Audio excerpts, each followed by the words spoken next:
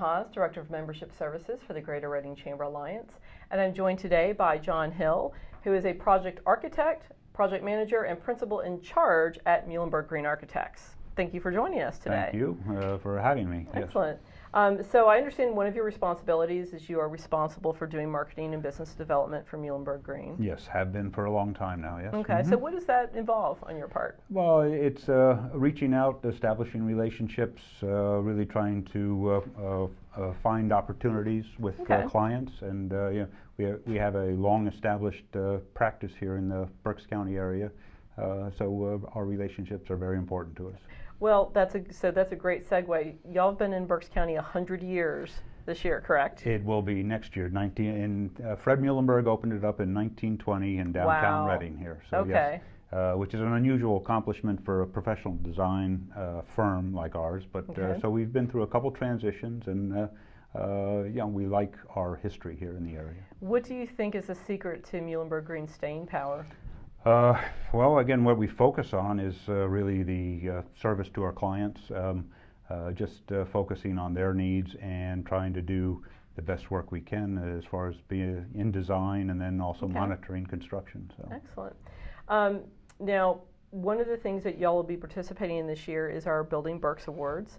It's our second annual, so you have a couple of projects that have been nominated, I think 4 total, 2 of them for the Muhlenberg School District.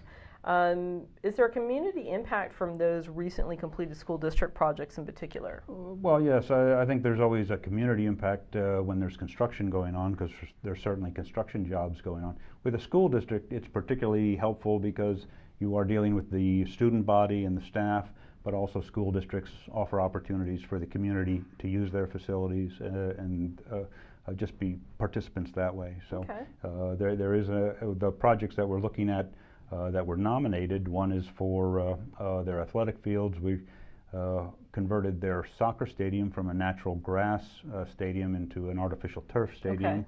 So now that'll be soccer, lacrosse, and field hockey playing on it, and it can play in all sorts of weather at this point. So it'll be a nice advantage. The other project is a conversion of an old classroom building that was used for storage into some offices for 2 administrative departments, and also a high-tech training and meeting room for the district. So. In your experience, those 2 projects, it sounds like they represented more like renovation or refurbishment of existing facilities. Is that generally the way to go? Or well, yes, that is what is commonly referred to as adaptive reuse of a building, and certainly there's a lot of facilities out there that were designed for a certain purpose, but over time, they become empty, and what you want to do is find their strengths and a good fit for somebody else to renovate it and fit into it with a new program, new needs, and then refurbish the building rather than just knocking them down, throwing everything into a landfill, and then starting over with new construction again. So. Excellent. Kind of staying on the education side of things, safe schools seems to be a big issue, obviously, on people's minds today. Is that something Muhlenberg-Green has started to get involved in? Yes, with any kind of school design, safe schools, improving security, and just the whole environment of making it safer is always a primary focus. We have been working on that at the Muhlenberg School District by perimeter safety around their buildings, and also their visitors' entrances, improving those. We're also working right now with the Conrad Weiser School District, doing the same thing at some of their buildings. The challenge is these buildings were built long before the threats that we face today existed, so we're really trying to adapt them to improve the safety. Do you find yourself in a position of having to strike a compromise between security and yet making the building still inviting? Well, that is the real challenge, because educational facility is supposed to be a place where students want to come to and enjoy themselves and have a good feeling about their environment. So it's not a detention center, and we don't want to make one feel like that. So that's part of the challenge of design and working with the administration to really find what that good, happy medium is. A completely safe school environment is what we aim for, but it's also very hard to achieve and still keep the flexibility that you want for a fun educational building. Okay.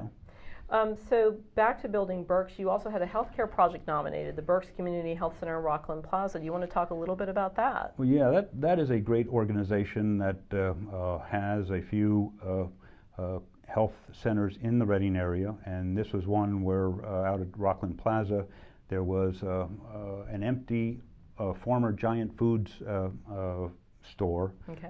which was almost 37,000 square feet, so it was a large footprint that had been empty, and we worked with them to design really their largest health center in the area to fit in there with really a wide range of services to the community, and serving the needs of really an underserved part of the community that way, and giving them an opportunity in what is designed as an inviting environment for it. So. Okay, that sounds fantastic. So, 100 years, what are Muhlenberg-Greene's big plans? Well, we are working on some ideas to make it a special event and really invite a lot of our of people that have known us for a very long time, and also new people that want to get to know us. Next year's events we're kind of keeping under wraps a little bit, but we are starting off in December with a snowflake invite to people.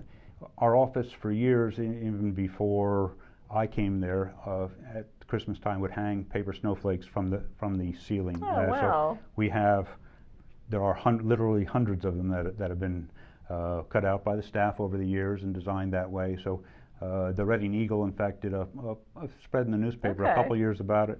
It's just a fun environment at that point, so we're going to try to plan an open house.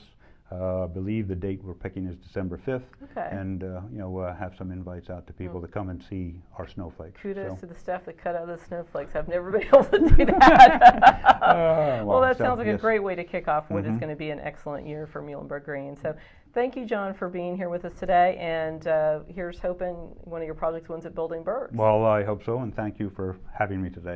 Excellent. Enjoyed it very much. Thank you.